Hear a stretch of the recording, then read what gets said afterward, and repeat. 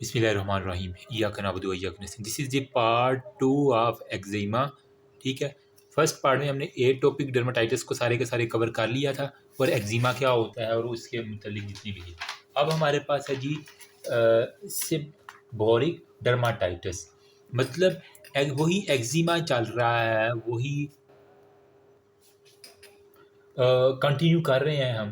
ठीक है, ये सिबोरिक जो है ना उन पार्ट्स के अंदर ज़्यादा होगा जो हमारे पास रिच हैं सिबीशियस ग्लैंड के साथ। ठीक है, जिन मतलब जहाँ से सीबम रिलीज़ होना है ना, ऑयली सिक्रीशन रिलीज़ होनी है, तो वहाँ पे जो है ना वो जो डर्माटाइटिस होता है ना, ये सिबोरिक वाला सबसे ज़्यादा कॉमन है। ठीक, अब इसका कोई भी एसोसिएशन नहीं है किसी भी दो चीज़ों के साथ। इटियोलॉजी इसकी भी कह लें कि अननोन ही है, लेकिन देखा गया कि वार के टाइम जंगों के अंदर जो है ना इसको सबसे ज़्यादा जो है ना इसका डर्माटाइटिस का केस सिबोरिक वाला है। तो वार के अंदर अगर क्लिनिकल सिनेरियो आ जाए तो वो सिबोरिक डर्माटाइटिस को आप क्लिक करेंगे। और मेल्स जो है ना यहाँ पे भी मोर कॉमन है यहाँ। ठीक है, ज़ाहिर बात है ख़वातीन तो जंगों में जाती नहीं है, तो फिर इसके अंदर होता क्या है, एक तो करेक्टरिस्टिक इसकी है पैलर, और साथ में हमारे पास ग्रीजीनेस ऑफ द स्किन हो जाती है। मैं भी आपको एक पिक्चर दिखा देता हूँ। ठीक है, स्किन की ग्रीजीनेस हो जाती है और साथ में वो पैलर हो जाती है। अब वही जो पैलर स्किन और ग्रीजीनेस स्किन है एट द एंड लाइकेनिफिकेशन की तरफ जो है ना वो चली जाती है, जिसके अंदर क्या था हमारे पास उसकी हाइपर पिगमेंटेशन स्किन की वजह से वो काली काली होना शुरू हो जाती है और उसके बाद वो सारा वो होना शुरू हो जाता है। ठीक है, अब यहाँ पे मोस्टली सिबिशियस ग्लैंड कहाँ पे होंगे, तो इसकी क्लिनिकली प्रेजेंटेशन जो है ना पेशेंट की, वो हमारे पास उसका एक तो कह लेंगे स्काल्प वाला एरिया, बाल जहाँ पे होंगे वहीं पे सिबिशियस ग्लैंड देते थे। स्काल्प हो गया, फेस की जहाँ जहाँ हेयर होगी वो होगा। ठीक है, रेट्रो एरिकुलर कान के पीछे जो है ना हमारे पास होगा। ठीक है, साथ में हमारे पास pre sternal area, inter scapular, दोनों स्कैपुला के दरमियान जो पीछे से बैक पे हैं वहाँ पे ज़्यादातर होगा।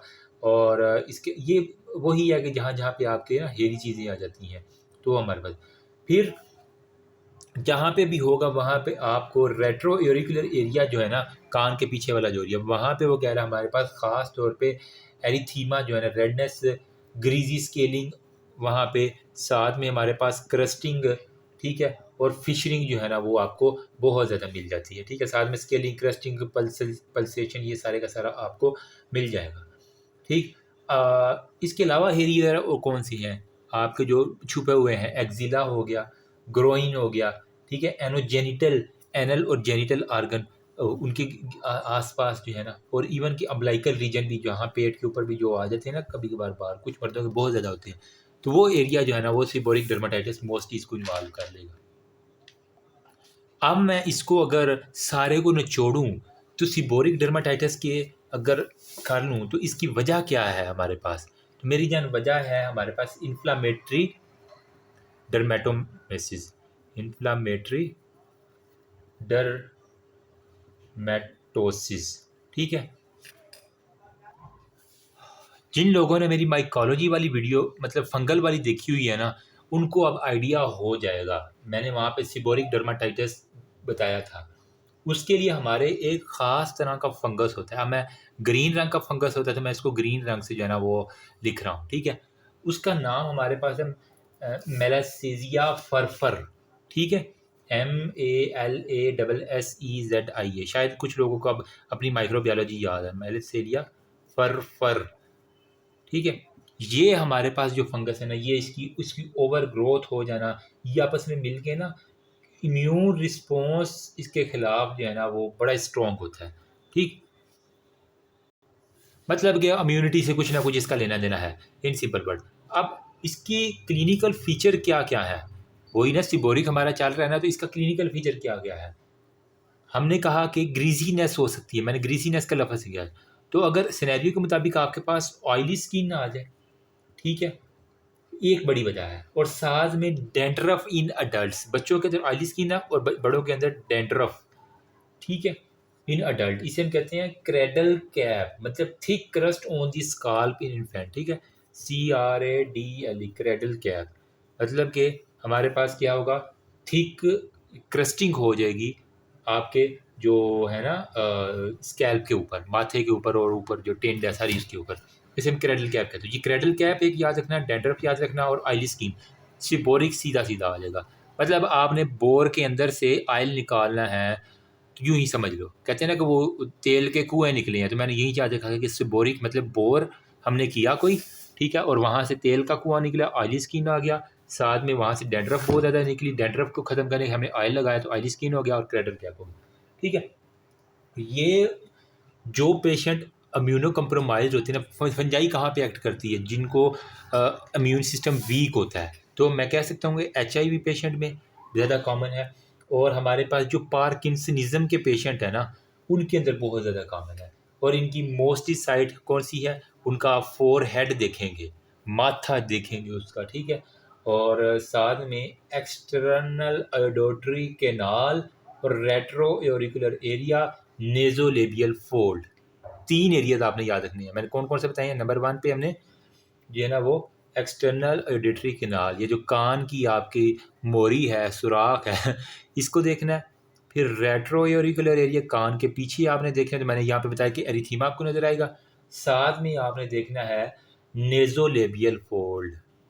अब लब वाला ना, लेबियल लब में, तो नाक और लब के दरमियान जो फोल्ड है वो नेज़ोलेबियल फोल्ड होगी। अच्छा जी डॉक्टर साहब, अब इसकी ट्रीटमेंट आप क्या करेंगे? मरीज़ तो आपने पहचान लिया कि जी ये सीबोरिक डर्माटाइटिस है, तो हमें पता भी लग गया कि जी हमारे पास ये फंगल की वजह से है। तो सीधा-सीधा केस है, आपने हमें पता है कि ये क्योंकि फंगल केस है और इम्यूनो कम्प्रोमाइज़्ड पेशेंट में, तो सीधा-सीधा आपने क्या करना है, स्टेरॉइडल जो है ना वो ड्रग्स देना शुरू कर देनी है ऐसे बंदे को, ठीक?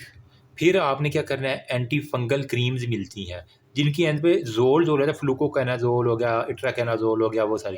तो एंटी फंगल जितनी भी ड्रग क्रीम्स है ना, उनमें से कोई एक चूज़ कर लेना, ठीक है।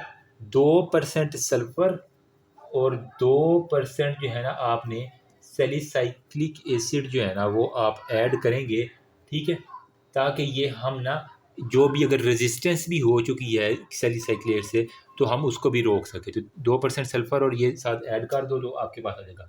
कीटोकैनाज़ोल ख़ास तरह का शैम्पू मिलता है, ठीक है, तो हमारे पास कीटोकैनाज़ोल, क्योंकि वो डैंड्रफ उसकी बहुत ज़्यादा होती है, तो कीटोकैनाज़ोल हो गया। इसके अलावा हमारे पास कुछ सोप होते हैं जो कि हमारे पास इसको जो है ना वो ड्राई करने में हेल्प देती हैं। आप डव्स यूज़ कर लें या कोई भी और यूज़ कर लें। तो अब मेरी जान ये टिपिकल केस देख लो, ठीक है, ये देखो उसके डैंड्रफ स्कैल्प के अंदर बहुत ज़्यादा है। मैं ज़्यादा नहीं दिखाऊंगा पिक्चर क्योंकि फिर एतराज़ हो जाएगा।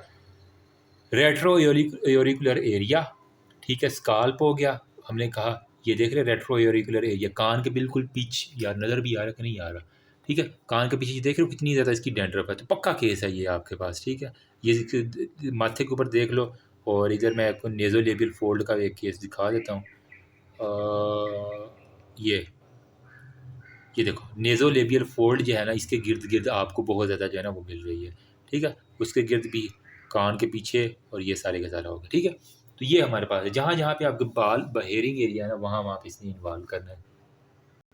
तो अगर कोई इसका स्क्रीनशॉट लेना चाह रहा है ना, तो यहाँ से स्क्रीनशॉट ले लो, होपफुली कुछ ना कुछ आपकी हेल्प हो जाएगी। नेक्स्ट हम जो है वो कंटेक्ट डर्माटाइटिस करते हैं, जो जो इंपॉर्टेंट है वो करेंगे, बाकी को हम सिर्फ एक नज़र मारेंगे, ठीक। ओके जी, नेक्स्ट हमारे पास है जी कॉन्टैक्ट डर्माटाइटिस। मतलब कॉन्टैक्ट नाम से ही कुछ ना कुछ ज़ाहिर हो रहा है। हमने किए थे 2 तरह के शुरू में, एक हमने किए थे एंडोजीनस और एक हमने किए थे एक्सोजीनस। तो जो एक्सोजीनस थे ना, उन्हीं के अंदर मैंने कहा था कि एक कॉन्टैक्ट डर्माटाइटिस भी किया था। जिन्होंने पहली वीडियो नहीं देखी, ठीक है, वो लाजमी देख लेना, ठीक है। अब जो कॉन्टैक्ट डर्माटाइटिस है ना, इसकी हमने वहाँ पे 2 टाइप्स पढ़ी थी। एक हमारे पास था जी एलर्जिक, ठीक है, एलर्जिक कॉन्टैक्ट डर्माटाइटिस था, ठीक है, और नंबर सेकंड पे हमने कहा था इरिटेंट कॉन्टैक्ट था, ठीक है, इरिटेंट कॉन्टैक्ट। ओए बैटरी लो, डर्माटाइटिस चलो हो जाएगा इंशाल्लाह, ठीक है। एक इरिटेंट है, एक एलर्जिक डर्माटाइटिस। जल्दी से करते हैं। अच्छा, ये बेसिकली कॉन्टैक्ट में होता है कि टाइप 4 हाइपर सेंसिटिविटी जो है ना, हमारे पास रिएक्शन होता है जिसकी वजह से यूँ ही वो कॉन्टैक्ट करता है कोई भी एलर्जन आके, तो वो फ़ौरन से जो है ना वो पेशेंट उसको पहले से एक्सपोज हुआ होता है ना, तो उसके खिलाफ बॉडी क्या करती है, एंटीबॉडीज़ बना लेती है। अब यूँ ही दोबारा वही पोलन आएगा तो उसको पकड़ के टका टक टका टक टका टक मारना शुरू कर देगी और वो हाइपर सेंसिटिव हो जाएगा उस चीज़ से। तो यही सेम यहाँ पे एलर्जी में क्या होगा, कोई भी केमिकल सब्सटेंस जो है ना उससे उसको एलर्जी होगी, ठीक है। इसके अंदर कॉमन काज कौन कौन से है, अगर वो किसी निकल की फैक्ट्री के अंदर काम कर रहा है, क्रोमेट यानी वो निकल कहाँ पे होता है यूज़ुअली, अगर ज्वेलर की उसकी शॉप है ना तो वहाँ पे। क्रोमेट अगर सीमेंट की उसकी दुकान है या उसकी फैक्ट्री है। लेटेक्स मतलब अगर वो सर्जिकल ग्लव्स बना रहा है तो उससे हो जाती है। और परफ्यूम की अगर इंडस्ट्री के अंदर काम कर रहा है तो ये हमारे पास जो है ना वो 3-4 एलर्जिक करवा देती हैं, ठीक है। जबकि हमारे पास जो इरिटेंट है ना, ये भी हमारे पास रिपीटेड एक्सपोजर टू कोई भी ख़ास इरिटेंट जो है ना उससे हो जाता है। और इसमें मोस्ट कॉमनली जो है जिन लोगों को डिटर्जेंट ख़ास तरह के सर्फ से, सोप से या ब्लीच से या ख़ास तरह की अल्कलीज़ और हमारे पास एसिड, इससे होगी तो वो हमारे पास, क्योंकि ये सारे इरिटेटिव चीज़ें हैं ना, ठीक है। तो ये अल्कली होगा और एसिड होगा, इसकी वजह से जो डर्माटाइटिस होगा वो हमारे पास यही होगा। अच्छा, ट्रीटमेंट क्या करनी है, जिस तरह हमने एटोपिक की ट्रीटमेंट की थी ना, कि जनरल मेजरमेंट की थी कि हमने सबसे पहले जो इरिटेट कर रही है चीज़ उसको अवॉइड करना है, स्किन को मॉइस्ट रखना है, उसको कहना है कि हमारे पास मॉइस्चरिंग सोप इस्तेमाल करें, फिर थेराप्यूटिक में स्टीर, क्योंकि ये टाइप 4 हाइपर सेंसिटिविटी में आ रहा है ना। यार बैटरी क्यों इतनी तंग कर रही है मुझे, ठीक है। टाइप 4 है तो हम क्या करेंगे, स्टीराइडल थेरापी साथ दे देंगे, इम्यूनोमोड्यूलेटर्स दे देंगे, ठीक है। इसके अलावा साथ में ओरल एंटीबायोटिक्स दे देंगे, जहाँ पे अगर कोई कट लगा तो वहाँ पे बैक्टीरियल इन्फेक्शन ना हो, ठीक है। जितने भी स्ट्रिक्ट हमने अवॉइड कर देना, जो जिस जिस चीज़ से, अगर वो किसी फैक्ट्री में काम कर रहा है मजदूर, से कहना ये अपनी काम छोड़ दो, ठीक है। बिल्कुल नो कंप्रोमाइज़ सेहत के ऊपर, उससे कहना ये काम अपना कोई और चूज़ करो मेरी जान। ओके जी, नेक्स्ट जो हमारे पास दूसरी कुछ टाइप है ना डर्माटाइटिस की, एक मैंने कहा था कि वीनस, या हमने कहा था कि ग्रेविटेशनल, ये भी एक इम्पोर्टेंट है, ठीक है। एक्जिमा, ठीक है। इसके अंदर बेसिकली क्या होता है, आपकी जो लोअर लेग है ना उसके ऊपर मोस्टली ये प्रेजेंट करता है, ठीक है। और इसके अंदर हमारे पास होता क्या, क्रोनिक वीनस हाइपरटेंशन, जिनको वीनस हाइपरटेंशन बहुत ज़्यादा होती है ना पुरानी, ठीक है, उनके अंदर देखा गया, और ये एसोसिएट होता है वीनस इनसफिशेंसी की वजह से। मतलब उन जिस तरह होता है ना, हमने पढ़ते हैं कि वो वेरिकोज वेन में वीनस इनसफिशिएंसी और पंप सही काम नहीं कर रहे, तो उससे कुछ ना कुछ रिलेटेड है, ठीक है। वहाँ पे क्या होगा, एडीमा उसकी लेग के अंदर बहुत ज़्यादा होगा। उसकी जब आप देखेंगे तो उससे पूछेंगे तुमने वैक्स की हुई है, लॉस ऑफ हेयर, उसकी टांगों पे बिल्कुल बाल ख़त्म हो जाएंगे। फिर रेड और ब्लूइश जो है ना वो डिस्कलरेशन आपको टांगों के ऊपर दिखेगी। और इसकी वजह क्या है, हमारे पास जो हीमोसिट्रिन है ना वो उसकी जो है ना वो टांगों में, क्योंकि आरबीसी जो फटेंगे वहाँ से हीमोसिट्रिन और वो सारा सारा जो है ना प्रोमिना है, तो हीमोसिट्रिन और पिगमेंटेशन होगी, और साथ में इवन के अल्सरेशन भी हो जाएगी। तो मैं आपको एक डायग्राम दिखा देता हूँ वीनस एक्जिमा की। ये देखो मेरे यहाँ, ये टिपिकल केस है, उसके बिल्कुल बाल झड़े हुए हैं, पिगमेंट हो नज़र आ रहा है, पिगमेंटेशन उसको हुई हुई है, वेनें फूली हुई हैं, ये देखो, ठीक है। हाइपर पिगमेंटेड वो एरिया हो जाएगा सर, ये तो आपने कहना सर ये सीधा सीधा केस है हमारे पास वीनस एक्जिमा का। देखो बिल्कुल हमें जैसे वैक्स करके आया हो, और हमारे पास ये ग्रेविटेशनल पुल की वजह से एडीमा है सारी टांग के ऊपर, और हमने कहा कि लॉस ऑफ हेयर है, और हमारे पास रेड रेड है और हाइपर पिगमेंटेड हो गया, ठीक है। और इवन अगर इसको जल्दी ट्रीट ना किया तो ये एट दी एंड हमारे पास अल्सरेशन, ये बड़े कॉमन आप देखेंगे अपनी फैमिली के अंदर भी देखेंगे ना, जो लोग थोड़े से पुअर सोशो इकोनॉमिक के स्टेटस के होते हैं, उनके अंदर आपको है यहाँ खाम मतलब टांगे वो ना धोती पहन के बैठे होंगे तो आपको नज़र आ जाएगा उसमें, आपको टिपिकल केस, मतलब आपकी आंखों में स्कैनर लगा होना चाहिए। मैं कहता हूँ दूर से बंदा आए ना, आपके 4-5 डिफरेंशियल डायग्नोसिस मान जाए, उसके बाद हिस्ट्री लें तो बड़े अच्छा डायग्नोस बंदे का बन जाता है। तो अब ये मरीज़ अगर आपके पास आ जाए तो इसका दूसरा नाम अगर मैं कहूँ कि स्टेसिस एक्जिमा भी हो सकता है, या वेरिकोज एक्जिमा भी हो सकता है, तो ये कोई बुरा ना होगा, ठीक है। स्टेसिस, या इसको हम वेरिकोज एक्जिमा भी कंसीडर कर लेते हैं, ठीक है। होगा क्या, वहाँ पे अल्सरेशन और एट दी एंड फाइब्रोसिस हो जाएगी। क्लिनिकल पिक्चर में यही है कि वो हमारे पास दिखाई देगी। अच्छा, आपने इसको क्या कहना है कि ट्रीटमेंट इसकी वही है कि आपने कीप लेग एलिवेटेड, उसे कहना लटका के नहीं बैठना, अपनी लेग्स को जो है ना वो एलिवेट करके रखें, ठीक है। बेड रेस्ट जो है ना वो उसके ज़रूरी है। इलास्टिक बैंडेज मिलती हैं कुछ, हम उसकी टांग पे चढ़ा देते हैं ताकि जो उसका वीनस पुल लोअर लेग के अंदर पुलिंग हो रही है ना वो ना हो। तो हम ख़ास तरह के इलास्टिक बैंडेज होती हैं हमारे पास, ठीक है, वो हम लगा देते हैं, जिससे हो जाता है। साथ में नी टू फुट, अगर बहुत ज़्यादा अल्सरेशन है तो फिर हमें नी टू फुट एम्प्यूट करना पड़ता है, काट देना पड़ता है अगर बहुत ज़्यादा गंदा करके वो आ गया, ठीक है। तो यही है कि साथ में सर्जिकल ट्रीटमेंट, वेरिकोज की ट्रीटमेंट अगर साथ साथ होती रहती ना, तो फिर ये पेशेंट के अंदर काफ़ी हद तक मसला ठीक हो जाए। अच्छा, लास्ट पे कोई इंपॉर्टेंट डर्माटाइटिस या एक्जिमा रह गया जिसे हम कहते हैं नज़र आ रहा है यहाँ पे आ जाओ, ठीक है। एस्टियोटोटिक एक्जिमा, ASTEATOTI, एस्टियोटिक एक्जिमा। ठीक है, इसमें क्या होता है बेसिकली, इसका दूसरा नाम होता है सीनाइल एक्जिमा भी इसको हम कहते हैं। होता क्या, जो लोअर लेग है ना एल्डरली पीपल के लोअर लेग, ठीक है, उसके अंदर हमारे पास बेसिकली ये होता है, और ये ड्राई प्लेट लाइक जो है ना, जिस तरह ड्राई प्लेट लाइक लीजन है ना वो आग, मतलब कि बिल्कुल हमें ड्राई, या जिस तरह मछली के स्केल्स होते हैं ना उस तरह की आपको मैं दिखा देता हूँ। ये देख रहे हैं जिस तरह स्केलिंग हो गई है स्किन के ऊपर, ये ड्राई प्लेट लाइक लीजन्स जो है ना, इसको हम कहते हैं एस्टियोटोटिक एक्जिमा। ठीक है, ये टिपिकल केस इस तरह का। तो क्लिनिकल सिनेरियो में क्या आएगा हमारे पास, डर्मेटोलॉजिकल कंडीशन है जिसके अंदर हमारे पास क्या होगा, ड्राई फिशर्ड स्किन होगी। ठीक है, और जो कि एपिडर्मल वाटर लॉस जो है ना, मतलब ऊपर से एपिडर्मस ऑलमोस्ट इसका लास्ट हो चुका होगा। तो इसकी हम क्या करेंगे, जो भी यूज़ करेंगे इसके अंदर हम सोप का, ठीक है, ट्रीटमेंट के अंदर सोप का हम यूज़ करेंगे, और जो भी हार्श स्किन है ना उसको हम उठा देंगे। हमारे पास कुछ एमोलेंट्स होते हैं जो कि स्किन मॉइस्चराइजर्स होते हैं जो इसके लिए यूज़ करते हैं, साथ में हम स्टीराइडल थेरेपी भी देते हैं। ठीक है, तो इससे ये पेशेंट काफ़ी हद तक बेटर हो जाते हैं। फिर मैंने जो पहली वीडियो के अंदर क्लासिफिकेशन बताई थी जिसके अंदर एंडोजीनस और एक्सोजीनस था, एक्सोजीनस में हमने कहा था कि इरिटेंट, एलर्जन, लाइकन सिंप्लेक्स और फोटोसेंसिटिव थे, जबकि एंडोजिन में एटोपिक हमने कर लिया। फिर एक मैंने फेम्फोलिक्स का नाम आपके पास दिया था जिसको हम कहते हैं POMPHOLYX, फेम्फोलिक्स, या इसका दूसरा नाम है हैंड और फीट डर्माटाइटिस। यार कैमरा तो सेट कर लो, सॉरी गाइस। फेम्फोलिक्स जो है ना, ये बेसिकली क्या होता है इसके बारे में थोड़ी सी बात करते हैं। इसके अंदर ना वेजिकुलर रैश जो है ना वो टिपिकल पाम और सोल्स के ऊपर, हथेलियों के ऊपर और तलवों के ऊपर जो है ना वो होगा। नॉन स्पेसिफिक कुटेनियस रिएक्शन होता है, ठीक है, एक्जिमा का। इसके अंदर हमारे पास लोकल सेप्सिस, कोई भी ड्रग या फूड एलर्जी इसके अंदर मोस्टली आ जाती है। ठीक, और जिन लोगों को पहले फंगल इन्फेक्शन हो चुका होता है ना उनके अंदर देखा गया। तो वजह क्या होती है इसके अंदर, जो आपकी है ना एपिडर्मस, स्ट्रेटम बेसेल, स्पाइनोजम, ग्रेनुलोजम, ल्यूसिडम और कार्नियम, जो कार्नियम वाली लेयर है ना टॉप मोस्ट लेयर एपिडर्मस की, वो बेसिकली ना वो इन्वॉल्व हो जाती है। ठीक है, यूँ कहने उसकी थिकनेस हो जाती है जो आपके पाम है और सोल में। यहाँ पे सपोज करें जो एपिडर्मस है ना इसकी जो ऊपर वाली है स्ट्रेटम कार्नियम, उसकी थिकनेस पूरी की पूरी हो जाएगी। तो इसकी वजह से हमारे पास जो है ना ये फम्फोलिक्स होगा, या इसको हम कहते हैं हैंड डर्माटाइटिस बी या फिर सोल डर्माटाइटिस बी।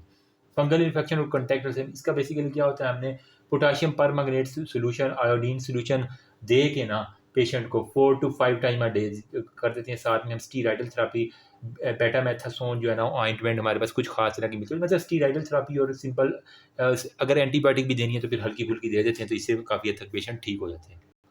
तो टिपिकल इसका नाम जो है ना वो हैंड डर्माटाइटिस है। ठीक है, तो अब मैं आपको ये डायग्राम देखो, अगर किसी सिर्फ हाथ के ऊपर, बाकी सारा एरिया बिल्कुल हमें A1 होगा, सिर्फ और सिर्फ बेचारे के हाथ जो है ना वो इस तरह करके इन्वॉल्व हो गए।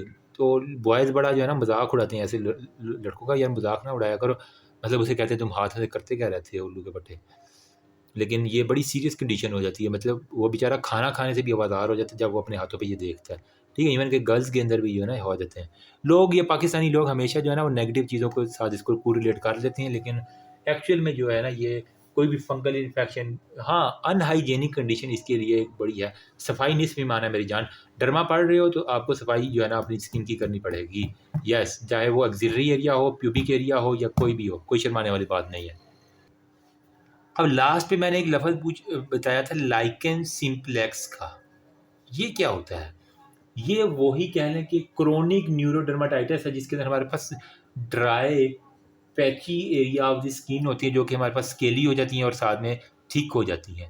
तो इसको हम कहते हैं लाइकेन सिंप्लेक्स, मतलब जो लाइकेनिफिकेशन हो जाती है ना उससे भी एक अगली कंडीशन, मतलब ये देख लो लाइकेनिफिकेशन क्या है, हाइपर पिगमेंटेशन, उससे भी एक अगली कंडीशन है। उसके अंदर हमारे पास लाइकेन सिंप्लेक्स इसको हम कहेंगे, लाइकेन सिंप्लेक्स क्रोनिकस, इसका ये क्रोनिक अब कंडीशन आ गई है। ठीक है, तो ये आपने अमूमन देखी होगी, अगर ये रगड़ दें तो ऊपर से फिर वो लाल लाल हो जाती है, तो सारी की सारी। बस ये इंपॉर्टेंट बातें थी जो मैंने आपके साथ शेयर करनी थी। तो अब आप डिफ्रेंशिएट कर लेंगे ना कि एक्यूट एक्जिमा सब एक्यूट और फिर क्रोनिक। ठीक है, तो ये सारे के सारे इसी की वजह से ये सारी डिजीज़ हो जाती हैं, कोई इतना ख़ास नहीं है। तो एक्जिमा आपका ऑलमोस्ट इतना ही अगर आप कर लेंगे तो इंशाल्लाह मेरा नहीं ख्याल कि कोई आपके एमसीक्यूज़ गलत होगा। ठीक है, अभी मैं आपको दिखा देता हूँ, जिसने स्क्रीनशॉट लेना है। कॉन्टैक्ट डर्माटाइटिस एस्टियोटिक, एक्चुअल में यार मार्कर में इंक भरने वाली है, एक ही मार्कर से मैंने सारा फिल कर दिया है, लेकिन इंशाल्लाह अभी मैं इसको करके ना, नेक्स्ट हमारा जो टॉपिक है ना वो है सोरियासिस। तो वो इंशाल्लाह अच्छे हैवी तरीके से करते हैं। That's all about, thank you.